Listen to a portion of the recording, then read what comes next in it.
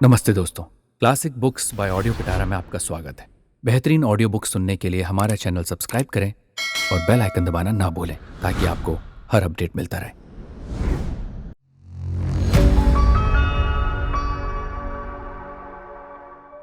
Welcome to audio पिटारा। आप सुन रहे हैं टॉल्स्टॉय की कहानियां मेरी यानी कृष्ण उपाध्याय की आवाज में। 3 प्रश्न। एक समय एक राजा ने विचार किया कि मुझे ये मालूम हो जाना चाहिए कि किसी काम को शुरू करने का ठीक समय कौन सा है, किन लोगों की बात सुननी चाहिए, किन की नहीं। संसार का सबसे उत्तम पदार्थ क्या है जिससे मैं जो चाहूं कर सकता हूं। अतएव उसने अपनी राजधानी में डोंडी पिटवा दी कि जो कोई पुरुष इन 3 बातों का उत्तर देगा उसे बहुत बड़ा इनाम दिया जाएगा। अब बुद्धिमान पुरुष आकर राजा को इन प्रश्नों का उत्तर देने लगे। पहले प्रश्न के उत्तर में किसी ने कहा कि मनुष्य को काम करने के वास्ते पहले दिनों, महीनों और वर्षों का सूची पत्र बना लेना चाहिए। किसी ने कहा कि कार्य आरंभ करने का पहले से ठीक समय नियत करना असंभव है। मनुष्य को चाहिए कि वृथा समय ना गंवाए, जो कर्तव्य हो सदा उसे करता रहे। किसी ने कहा कि राजा कितना भी चतुर और ज्ञानी क्यों ना हो, वो अकेला प्रत्येक कार्य का आरंभ करने का ठीक समय नहीं जान सकता। उसे बुद्धिमान लोगों की सभा बनाकर उससे सम्मति लेनी चाहिए। इस पर दूसरे बोले कि कुछ कार्य ऐसे होते हैं कि उन्हें तुरंत करना पड़ता है, सभा में उन पर विचार करने का अवकाश नहीं मिल सकता और कार्य करने से पहले उसका फल जानना आवश्यक है। ये सब बातें ओझा और पंडित जानते हैं, इस कारण उनसे पूछना उचित है। इसी प्रकार लोगों ने दूसरे प्रश्न के भी अनेक उत्तर दिए। किसी ने कहा राजा के मंत्री अति उत्तम होने चाहिए, कोई बोला पंडित, कोई बोला वैद्य, किसी ने कहा सेना इत्यादि। तीसरे प्रश्न का उत्तर भी ऐसा ही मिला। कोई कहता था कि पदार्थ विद्या सबसे उत्तम है, कोई कहता था कि शास्त्र विद्या, तो कोई पूजा पाठ बतलाता था। राजा को कोई उत्तर ठीक मालूम ना हुआ। पास के जंगल में एक जगत विख्यात बुद्धिमान साधु निवास करता था। राजा ने विचारा कि चलो उस साधु से इन प्रश्नों का उत्तर पूछते हैं। साधु कुटिया छोड़कर कहीं बाहर नहीं जाता था और केवल दीन मनुष्यों से ही मिला करता था।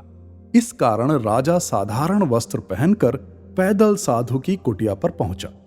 देखा कि साधु कुटिया के सामने धरती खोद रहा है। राजा को देखते ही साधु ने प्रणाम किया और फिर खोदने लगा। वो बहुत दुबला और कमजोर था और फावड़ा चलाते हुए हाँफता था। राजा ने कहा, महाराज, मैं आपसे 3 बातें पूछने आया हूं। पहली ये है कि मैं ठीक काम करने का ठीक समय किस प्रकार जान सकता हूं। दूसरी ये है कि मुझे किन लोगों से सहवास करना उचित है। तीसरा ये कि कौन सा विषय सबसे उत्तम है। साधु ने कोई उत्तर नहीं दिया और धरती खोदता रहा। राजा, महाराज, आप थके हुए मालूम होते हैं, लाइए फावड़ा मुझे दे दीजिए और आप जरा विश्राम कीजिए। साधु ने राजा को धन्यवाद दिया और फावड़ा उनके हाथ में दे दिया। आप जमीन पर बैठ गया। राजा क्यारियां खोद चुका तो रुक गया और फिर अपने 3 प्रश्न दोहराए। साधु ने उत्तर दिया हां और फावड़ा लेने को हाथ बढ़ा दिया, लेकिन राजा ने फावड़ा नहीं दिया और खोदता ही रहा यहां तक कि सांझ हो गई। तब राजा ने फावड़ा जमीन पर रख दिया और बोला, महाराज, मैं तो आपसे अपने प्रश्नों का उत्तर लेने आया था। यदि आप कोई उत्तर नहीं दे सकते तो मैं लौट जाता हूं। साधु, वो देखो कोई भागा आता है। राजा ने मुंह फेर कर देखा कि एक दाढ़ी वाला मनुष्य जंगल की ओर से दौड़ा आ रहा है। उसने अपने पेट को हाथ से दबा रखा है और हाथों के बीच से रुधिर बह रहा है। राजा के पास पहुंचकर वो बेसुध हो पृथ्वी पर गिर पड़ा। राजा और साधु ने कुर्ता उठाकर देखा तो उसके पेट में बड़ा भारी घाव पाया। राजा ने घाव को पानी से धोकर अपना रुमाल उस पर बांध दिया। रुधिर बंद हो गया। कुछ काल उपरांत मनुष्य को सुध आई तो उसने पानी मांगा। राजा ने तुरंत जल लाकर मनुष्य को पिलाया। इतने में सूर्यास्त हो गया।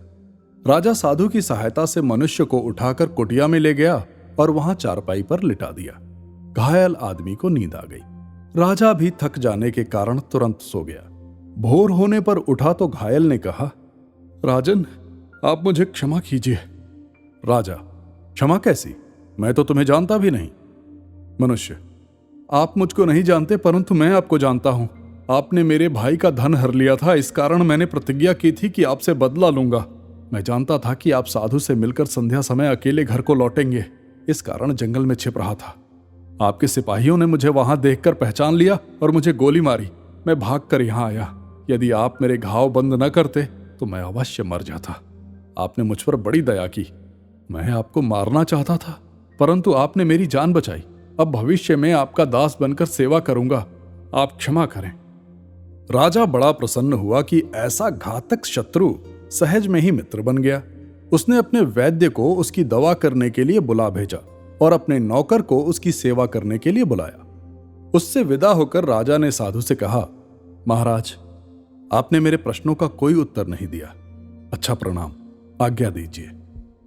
साधु, आपके प्रश्नों का उत्तर तो मिल चुका है।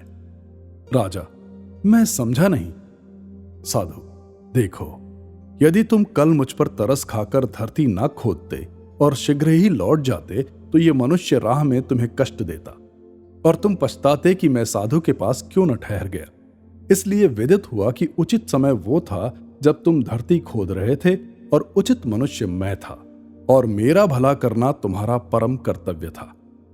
उसके पीछे जब ये मनुष्य आया तो उचित समय वो था जब तुम उसके घाव को बंद कर रहे थे और वो उचित मनुष्य था और उसका घाव बंद करना तुम्हारा कर्तव्य था कि सदैव वर्तमान ही उचित काल है, क्योंकि वर्तमान काल पर ही हमारा अधिकार है और जो मनुष्य मिल जाए वही उचित है। कौन जानता है पल में क्या हो जाए और कोई मिले अथवा ना मिले।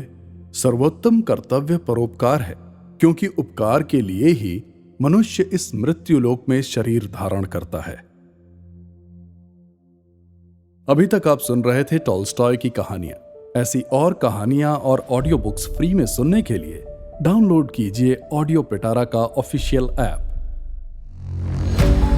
ऑडियो पिटारा सुनना जरूरी है।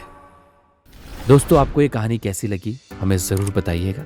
लाइक और कमेंट कीजिए और अपने दोस्तों के साथ ये कहानी ज़रूर शेयर कीजिए। Thank you so much. Audio पिटारा सुनना जरूरी है।